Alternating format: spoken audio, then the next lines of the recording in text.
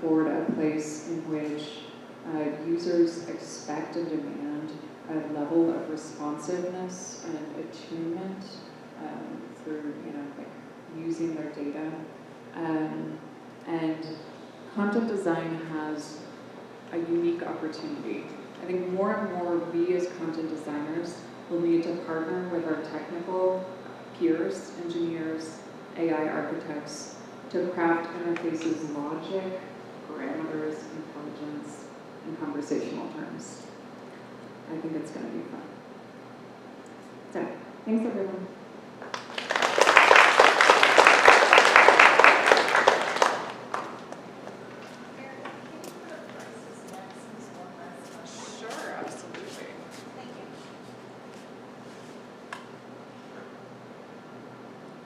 And again, just a pitch for Erica Hall. She talks intelligently about price, so she's a good resource.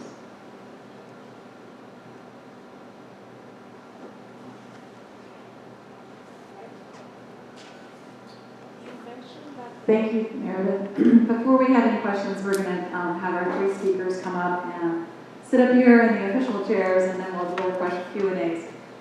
Do I have a volunteer to help hand on the mics? All right, so Felicia and Carrie and Meredith, you want to sit up there, and we'll do maybe just 5 minutes or so Q&A. Just get your burning questions out, and then we'll have a little activity before we let you go. All right.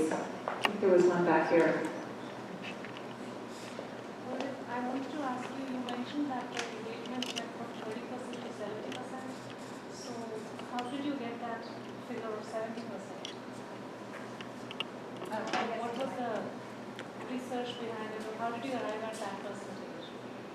Yeah, so this was analytics. We did a number of tests.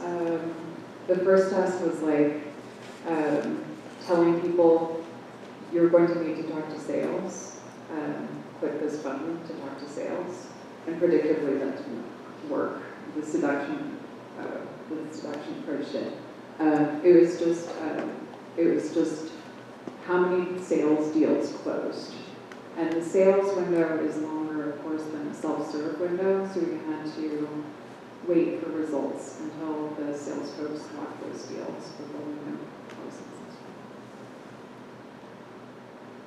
All right, any more questions? Is this Michael? Hi, Meredith. You told me about it over LinkedIn. I know. Nice to meet you. Real life. I'll give you a hug later. I love your presentation. I love your talk, how you talked about conversational design between systems and graphical presentations. And I think that's so rich. I do so much work in design systems, so I find that fascinating. And are you going to write a Medium article about this? I would love to see you put that down to share with more of the community. My boss, Jonathan Coleman, actually told me to write an intercom blog post about it today, so I've got my marching orders. Great, thank you. And I think when Jonathan tells you to do something, you do it, right? Any other questions? Up front?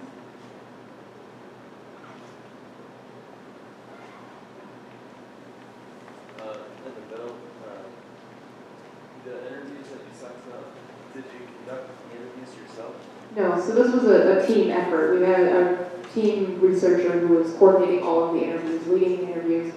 We were all on a call, so when we had questions, we were able to jump in and ask questions of the customers, but there was a researcher who was actually leading the call.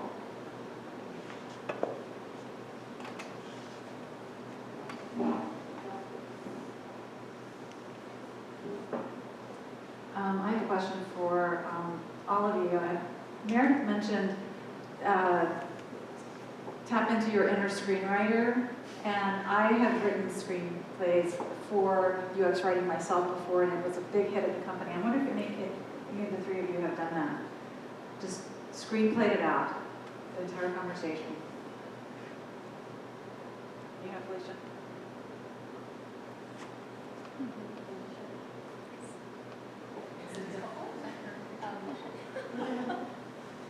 So Yes, I did a lot of this at my previous company actually, because I worked on chatbot experiences for customer service, and I would use the XMind tool to map out all the conversations and in dialogue, and that was actually a lot of fun. Yeah, I think that's the key to conversational design. You really have to see this it's turn-based, right? And, and I got into role play a lot too. Like, imagine the customer asks you this question, how would you respond to it?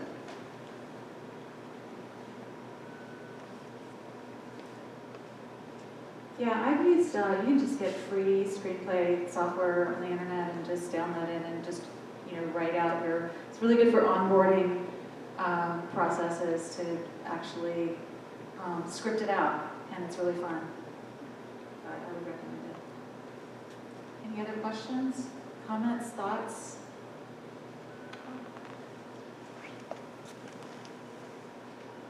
I have a question for Meredith about hierarchy guide. I think it's really interesting how we talked about using hierarchy guide to create wireframes. I wonder if how you collaborate with the designers on these wireframes, because I think in most cases designers come up with the wireframes first and then they go to the content designer. So Yeah, it definitely depends on your organizational context. In previous companies, it was definitely a charm offensive to get in early. I'm actually really lucky. I'm in from the beginning at my current company. Yeah, so by hook or by crook, try to get in early.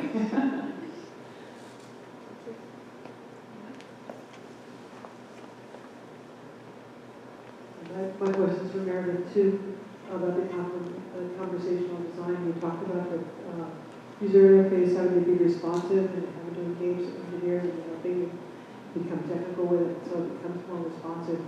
And I'm thinking, do you think using personas would help with that? Because I know they're used a lot now, but some companies are giving them up because they're too narrow defined, and then they define one type of conversation. That's a really good question. I mean, I've definitely used personas a lot and leaned into them. Sometimes I'll write imagining a particular research participant that I've talked with, but my fear is always like, am I over-indexing on that one person or one participant? My feeling is just like if you immerse yourself as much as you can with all of the different inputs from the various orgs, you can start thinking about different ways that it flexes and personalizes based on the user data and user's behavior and situation. Yeah, but it will be a tricky thing. I'm not sure how to answer. Hey there. This is a question for all three of you. I'm breaking into the field, and so just very curious, what do you find most fulfilling about UX? UX writing?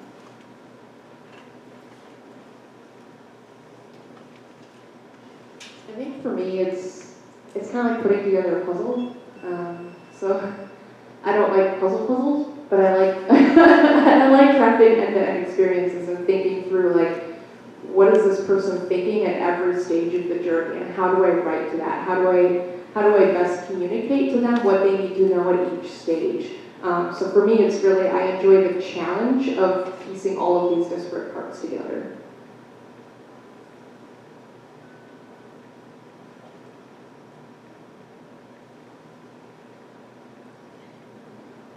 I mean, I actually love, I think right now in my career, the thing I love most is getting in a room with people and collaborating. I used to think I was an introvert, and now all I want to do is talk to people about design problems. But I think a couple of years ago, I would have said my favorite thing is getting rid of the words.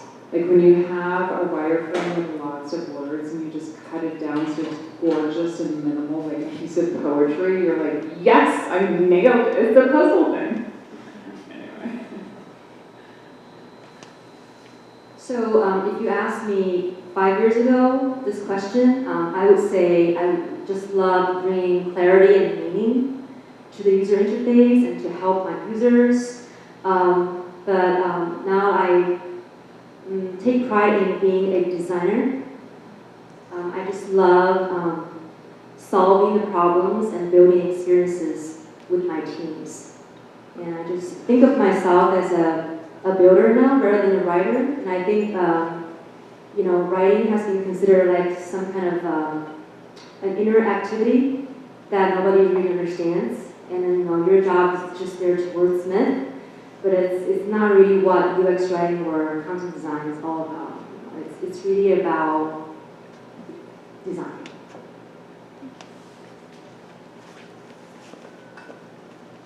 you find a difference between the content designer and the content strategist? Are they sort of used interchangeably in the industry? That's a hard question, I think, because I think it also depends on the organization and how it's structured. Like at Intuit, we actually do have content designers, and then there is a content strategy team that focuses more on IA, navigation, the design system, the content system. And then you have the content designers who focus on the marketing and product work. So within our org, they are different, but I've also, just being around with these meetups and seeing different job descriptions over the years, they are used very interchangeably at different companies. Let's take one more question. I have a question. Alicia, you said in yours, if they come to you at the end and you're just correcting a comma and doing these things, then it's like you're doing the copy editing part of the job.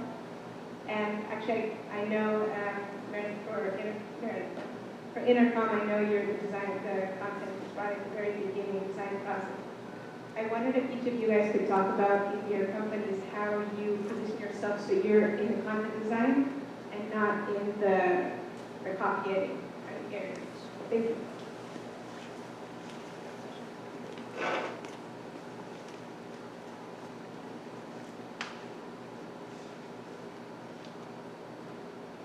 I think there's different types of work. There's the minimally viable work, quick work, and if they come to you late, and you can just take care of it. But there's other types of projects that require design thinking, that requires you to partner with your designers and researcher, and that's the type of project that you want to focus on. And I think the way we position ourselves in the company is, like we used to have various titles. When I started, I was content strategy manager. Jesse was like UX writer, and Natalia was product writer. And then we consolidated everything into content designer because we felt like that best articulated what we do. And that puts us on the same equal footing as designers. And I think that sends a very clear message. Sometimes people are so confused, but at least it's in the job title, and then that sends a message that, oh, these people are not writers. And like that, back to your earlier question, like if a request comes to you late, and then I think we're saying that you could say I can't take this on. So it just depends on your organization a lot too.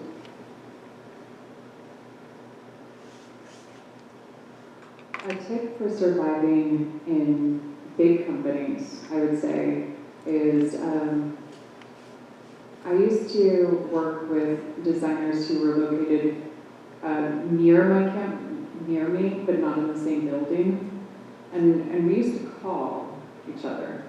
And then one day I realized that actually it would be good if I just sat with them one day a week. And just the propinquity was was such a game changer. Because then you start having little hallway conversations about like, oh, well, what do you think about this? And it just becomes a lot easier. But now I would say I have the luxury of kind of picking the places that will allow me access. I do a lot of stalking on Slack channels. And catch things there. I'm like, has content looked at this yet? I'd love to partner with you. We also have, our team has a daily stand-up, so I generally know about everything that's going on. So if there's something that's just coming up, that's the time that I can raise my hand and say, hey, I'd love to be involved in that customer research you're doing. I'd love to help you, start prototyping or wireframing this experience, so that's a chance for me to raise my hand and say, yeah, I want to start working with you on this stuff early stage, as opposed to, yeah, I've got all the mock-ups done, I just need content.